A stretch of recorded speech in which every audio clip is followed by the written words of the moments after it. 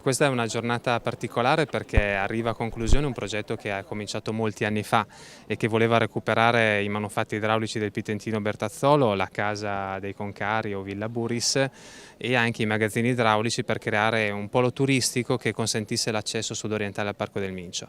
Questo progetto si è realizzato nel corso degli anni, prima con il recupero dei manufatti che stanno alle mie spalle e che sono visitabili già da qualche tempo, e oggi consegniamo gli altri due tasselli di questo progetto molto ambizioso che permetteranno di avere da una parte un infopoint al servizio dei visitatori e dall'altra una vera e propria struttura museale che racconterà la storia di questo territorio.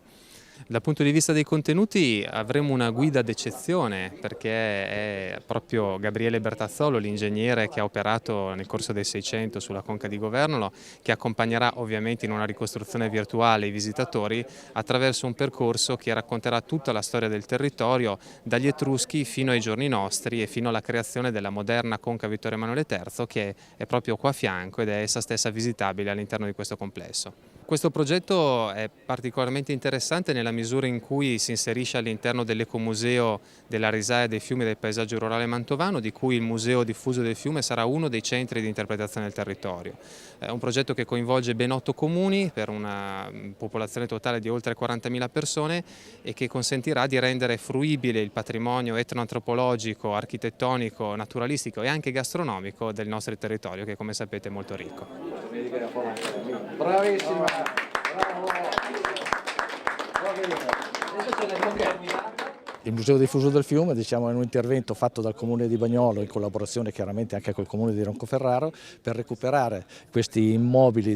pericolanti e fatiscenti e trasformarli in spazi culturali. È un intervento fatto sulle due amministrazioni anche se politicamente di colori diversi, però il fatto di portare il territorio alla conoscenza e di migliorarlo va oltre i confini di che possono essere i discorsi politici. Ecco. Qua praticamente 500 anni fa era tutta acqua, tant'è vero che esisteva il lago di Bagnolo, e tramite il Bertazzolo e il Pitentino, prima ancora di lui, sono riusciti a bonificare il tutto e avere questi spettacoli di spazi della campagna coltivata dove non c'è neanche mezzo metro libero. Adesso noi stiamo cercando di trovare la collaborazione fra le due Proloco in modo di dare in gestione il museo alle due Proloco, in modo di garantire una certa continuità di apertura, ma poi sarà garantita ancora di più quando questi spazi che abbiamo qua di fronte sarà trasformato in un ostello, quindi a quel punto lì abbiamo sia gli spazi culturali che ricettivi.